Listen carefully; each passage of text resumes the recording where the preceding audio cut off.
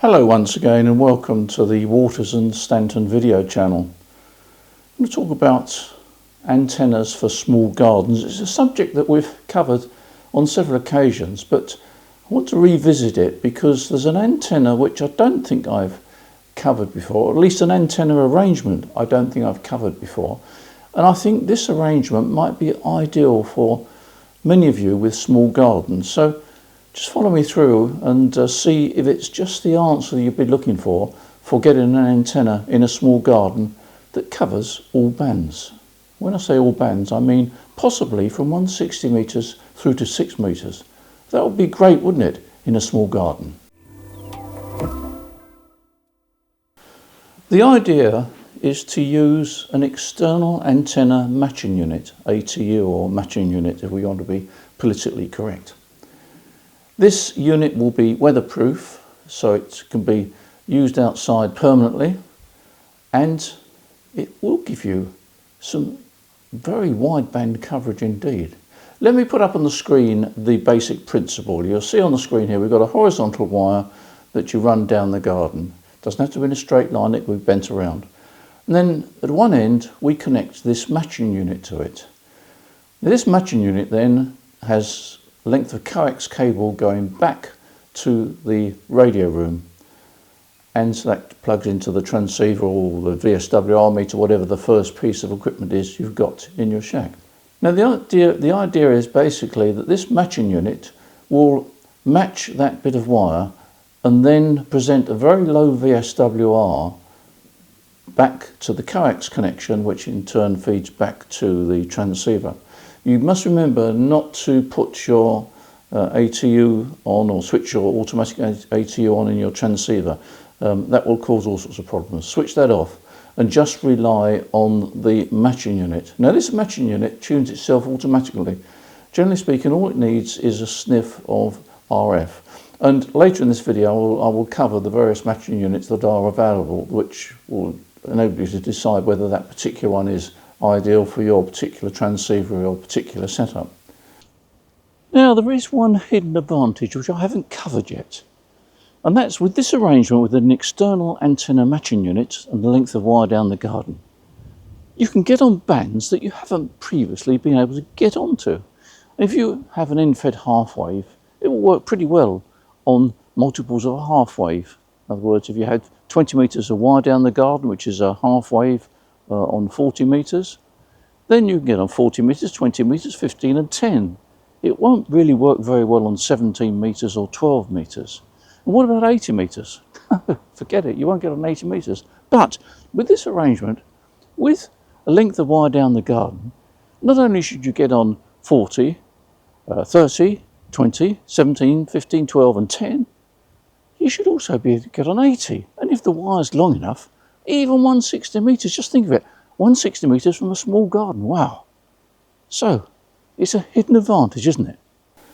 So we end up with a bit of wire that is matched perfectly on all bands, say from possibly 160 metres to 6 metres. Now I say possibly because when we come to 160 metres, most of these matching units need a minimum length of wire of about 60 or 70 feet. In order to be able to match it on that band, plus all the other bands. If you're not interested in 160 metres, then a length of wire 35, 40 foot long will be able to be used for all the other bands, 80 metres through to 6 metres. So you see, it's a great idea. We have a length of wire that you run down the garden, we connect it to an automatic matching unit, that matches it, it presents a very low VSWR to the coax cable going back to your transceiver or your VSWR meter, whatever is the first thing in the shack. The good thing about that is because you've got a low VSWR on that coax, there's no VSWR loss on the coax. You've still got the inherent loss, all coax cables got an inherent loss, no matter whether there's a VSWR or not, but there is an additional loss when you have a VSWR on coax cable. Well, this antenna matching unit will produce an almost one-to-one VSWR on that coax. So it reduces the actual loss on the coax back to the shack. Now the good news is, of course, that length of wire can be any length really, And it doesn't have to be in a straight line. You can run it down the garden, you can bend it at right angles down the bottom of the garden and back on itself. You could run it from the matching units, perhaps on the side of the wall of the house, up to a mast and run it down the other side of the mast as an inverted V. Basically, you can configure that wire as you like. The only requirement is you shouldn't really go near any metalwork. Keep the wire away from metalwork, but otherwise, put the wire down the garden and fit it in as you can. And the rule of thumb, of course, is that the longer the wire, the better it is. Now, as regards the radiation pattern, basically, if you have a random length of wire running down the garden, bent around a bit, it's going to be omnidirectional, particularly if it's fairly low. Don't forget that you can actually make a wire aerial work even if it's only about 2 or 3 metres above the ground. So don't be frightened away if you think, well, okay, but it's a great idea, but I can't get it in the air. Even a wire 3 metres above the ground will work. It won't work as well as one that's elevated much higher, but it will work. The radiation pattern, generally speaking, is going to be omnidirectional, so don't worry too much about that. But that's good news, isn't it?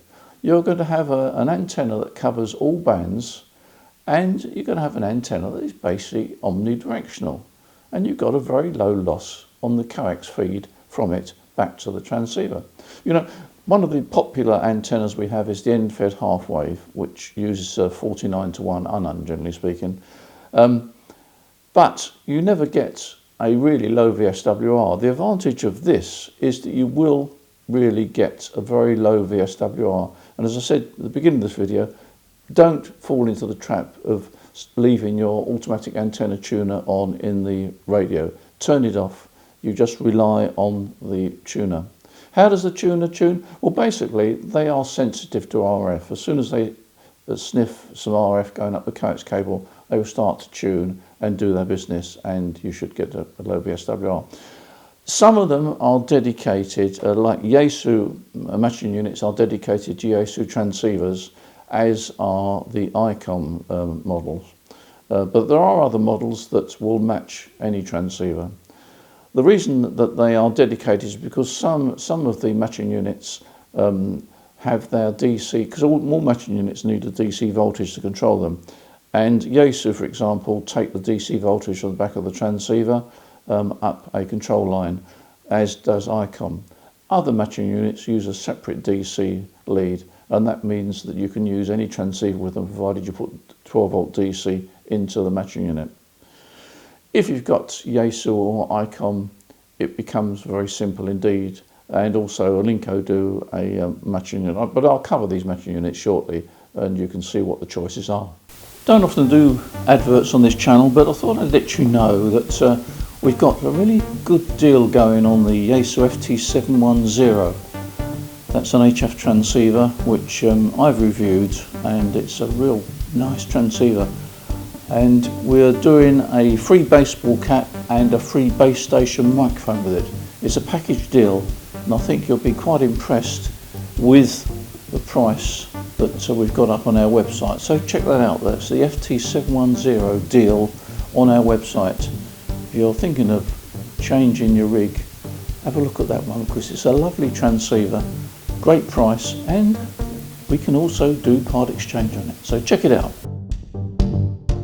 Now, how do you install them? Well, basically, I think most people would actually attach them to the side wall of their house. You could put it on top of a mast, but I think most people put it to the side wall of a house. That makes it a firm attachment to the house. It also provides an anchor point for one end of the antenna.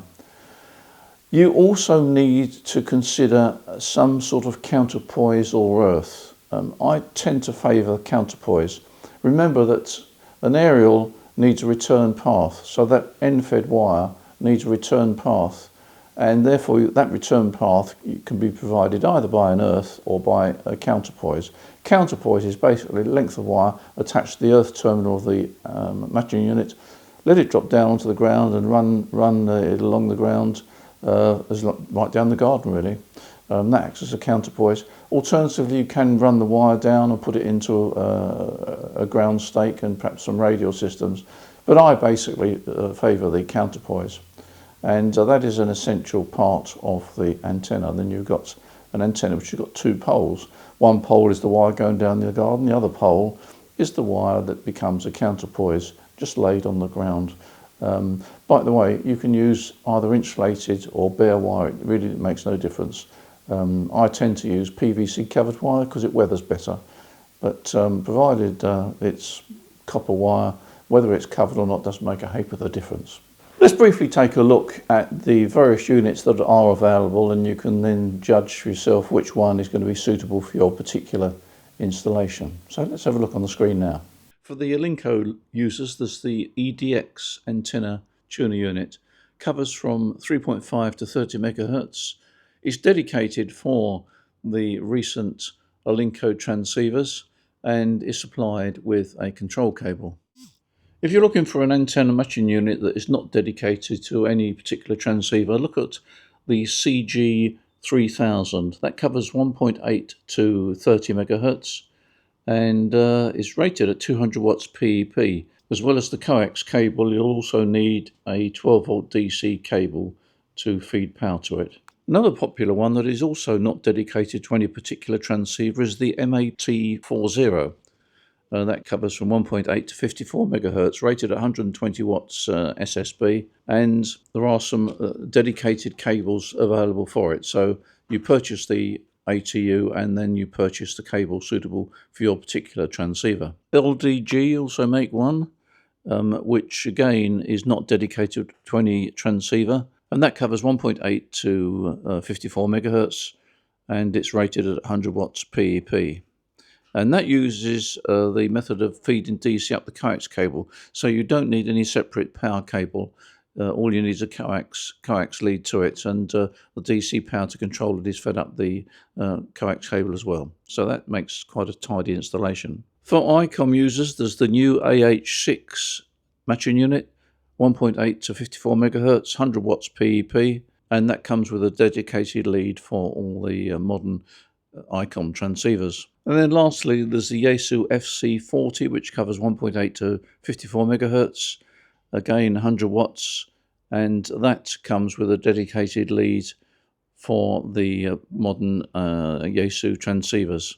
So there we are. Potentially you could have an antenna system in a small garden that covers 160 meters through to 6 meters. And that's not a bad installation, is it, for a small garden? That's why I say that an external matching unit does have some distinct advantages. Okay, you've got to buy the unit, but once you've bought it, you've got the possibility of doing endless experiments with your wire. You can change the direction of the wire, etc., etc. Also, the other thing to remember is that they've all got power limitations. Generally speaking, most external antenna matching units have got a power limitation of 120 watts PEP SSB, and that means to say that it's ideal for most HF transceivers. But if you're running digital or you're running FM, where you have got effectively a continuous carrier, then it's downgraded. The power rating is downgraded. I think some of the manufacturers, where they rate the matching unit at 100 watts PEP, downrate it to 30 watts for FT8, and probably similar power level for FM. So do bear that in mind, that you do need to observe the power level. If you've got a 100 watt transceiver, you're not going to damage it on SSB.